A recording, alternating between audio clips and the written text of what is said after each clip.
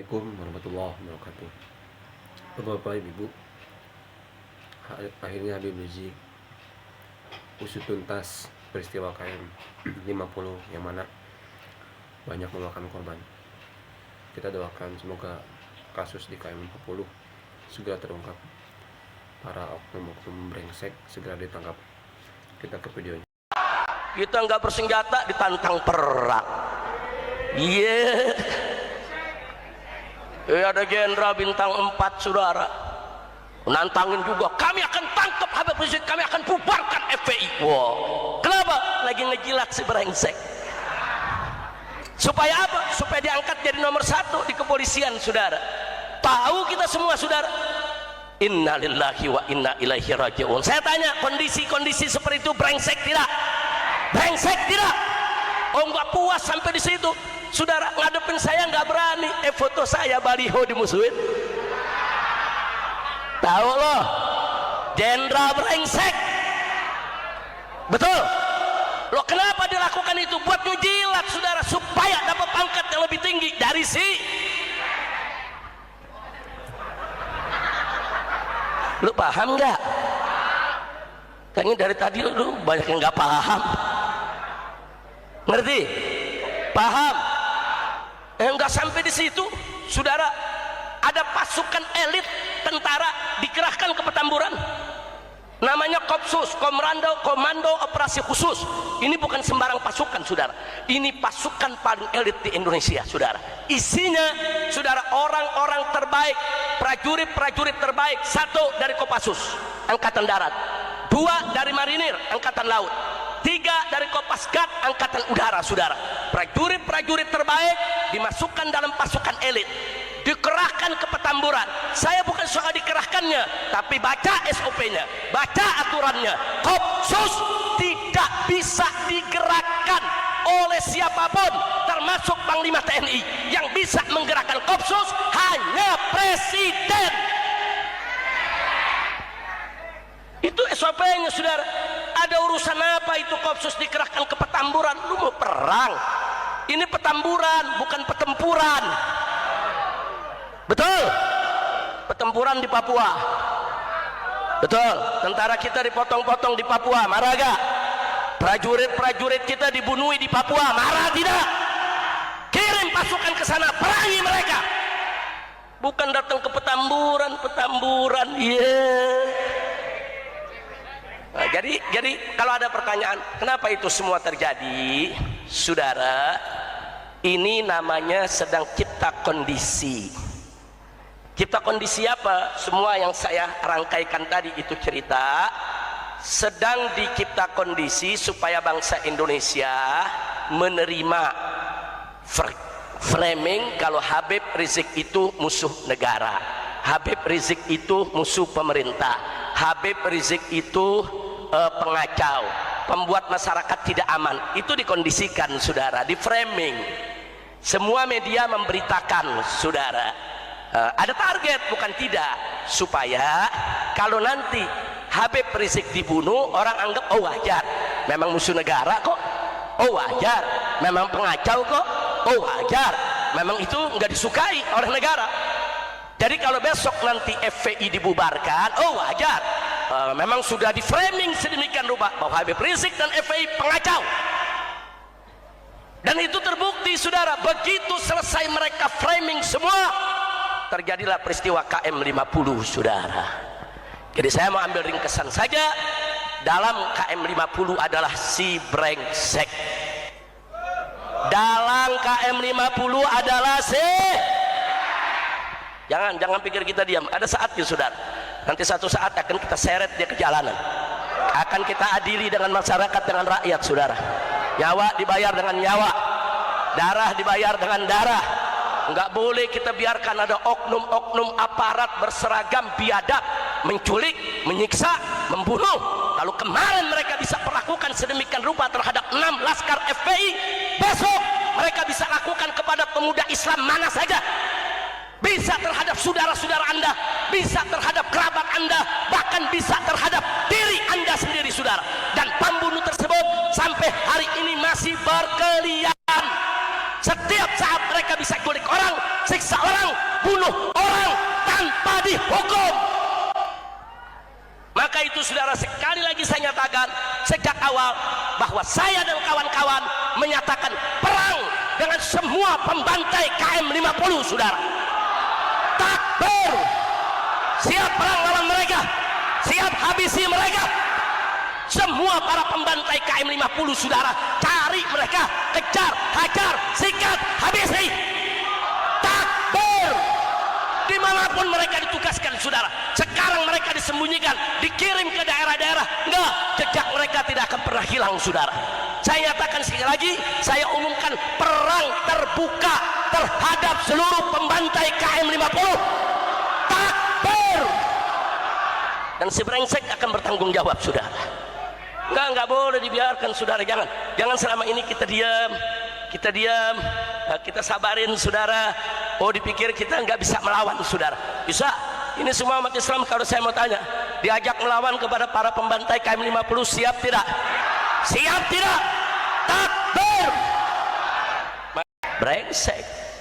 Nah, kalau bicara kebrengsekan ini, saudara, bicara soal cawe-cawe. Oh, ini lagi ngetren ini istilah cawe-cawe. Apa sih artinya cawe-cawe? Hah? Ikut campur. Ini bukan tuduhan, bukan, si brengsek sendiri yang ngaku. Betul. Jadi kalau nanti ada polisi nyalain, Habib jangan fitnah, dia yang ngomong. Bukan gua fitnah, betul. Dia yang ngomong, dia ngaku dia mau cawe-cawe, betul. Saya hanya mau mengingatkan si brengsek ini bukan baru sekarang cawe-cawe, saudara. Kami sudah menghadapi cawe-cawenya semenjak pilkada di Jakarta. Bagaimana dia menggerakkan semua instrumen negara, saudara, untuk membela seorang penista agama. Betul. Saudara, kalau ketika itu, saudara, tidak ada aksi 411 atau yang dilanjutkan dengan aksi 212, saudara, dengan izin Allah, Allah menangkan kita semua. Kalau tidak ada 411, tidak ada 212, si penista agama tidak akan pernah diproses hukum, saudara. Loh, saya berkali-kali kok bertemu dengan Kapolri, saya berkali-kali bicara langsung dengan Kapolri. Kapolri nggak berani untuk memeriksa si penista agama tanpa izin si brengsek. Lo paham ya? Paham? Apa ya? Nah, sekarang saya mau tanya, penista agama dibela, dilindungi, dijagai, nggak mau dihukum, brengsek tidak? Jujur semua, brengsek tidak? Terima kasih Pak Din, istilahnya cakep tuh. Alhamdulillah, saudara, alhamdulillah umat Islam bersatu. Turun aksi 411, turun 212, saudara.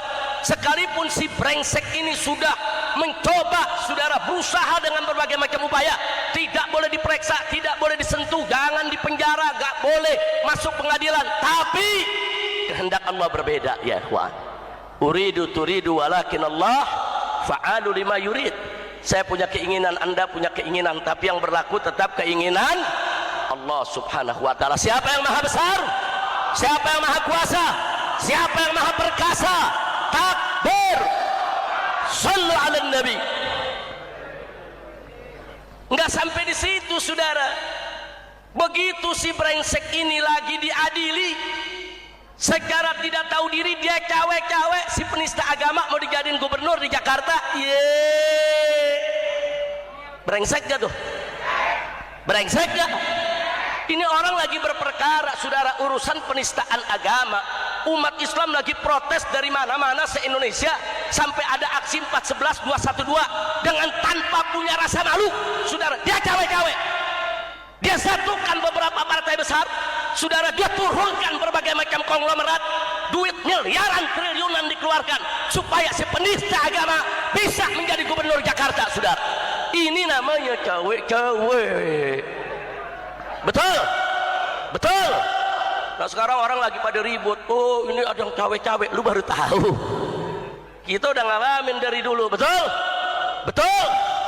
Tapi dengan semangat bersatunya umat Islam, kebersamaan umat Islam, walaupun dia cawe-cawe, dia kerahkan semua, saudara, dari tentaranya, polisinya, konglomeratnya, medianya, pengamatnya, semua saudara dikerahkan. Bagaimana si penista agama ini agar lolos jadi gubernur DKI Jakarta? Tapi tetap semangat umat Islam, kebersamaan umat Islam, itu yang menyebabkan datangnya pertolongan Allah.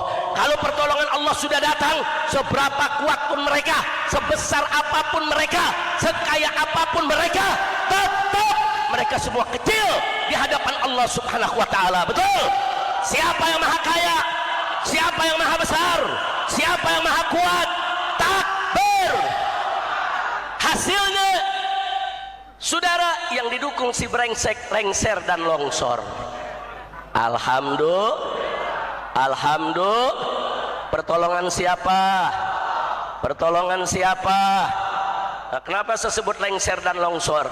Lengser nggak bisa jadi gubernur dan longsor masuk penjara. Alhamdulillah. Begitu keluar dari penjara pakai diangkat jadi komisaris Pertamina. Brengsek gak? Brengsek gak? Jadi saya setuju tuh Pak Din. Itu perlu dibuat apa, hak ciptanya tuh Pak Din. Ini brengsek saudara, memang dari dulu sudah brengsek. Dan lebih brengseknya lagi, setelah dia kalah, dia tidak terima. Para tokoh dikriminalisasi, habaib dikriminalisasi, ustadz dikriminalisasi.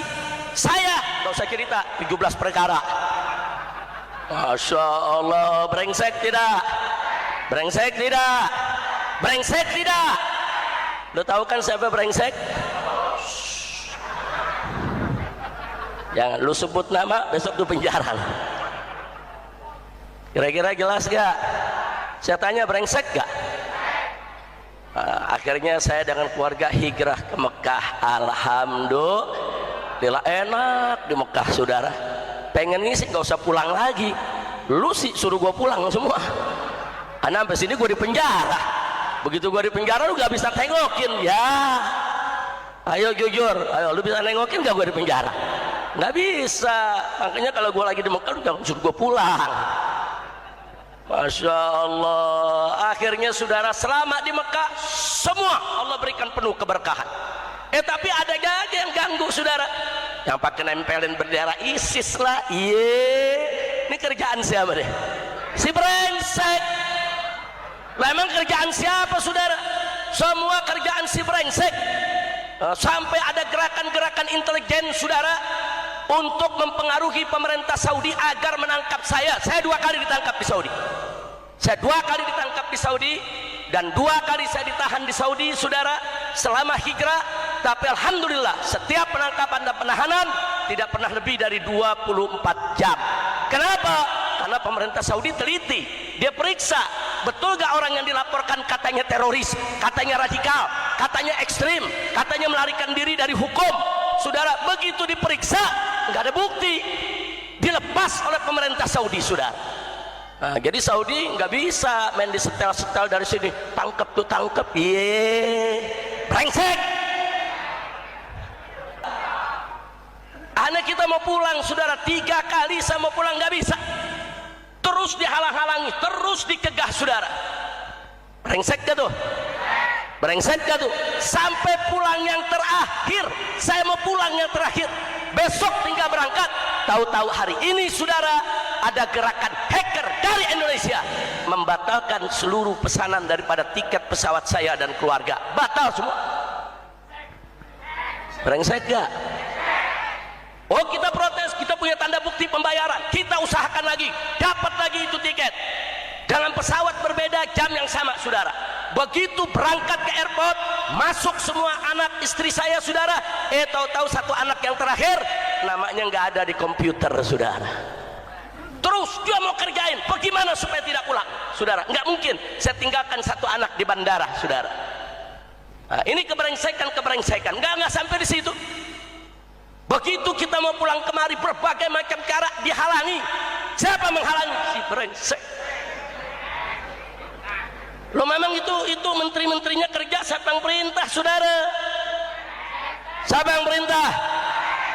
Bagus, udah hafal lo, udah fasih ngomong brengseknya. Alhamdulillah. Begitu kita pulang sampai di Petamburan saudara, tahu-tahu saudara ada oknum Pangdam nantangin perang dari Monas sana. kami tantang FPI perang. Nah FPI nggak punya senjata, lu nantang perang. Lu kasih senjata baru lu tantang perang. Betul, betul, takbir. Kalau FPI bersih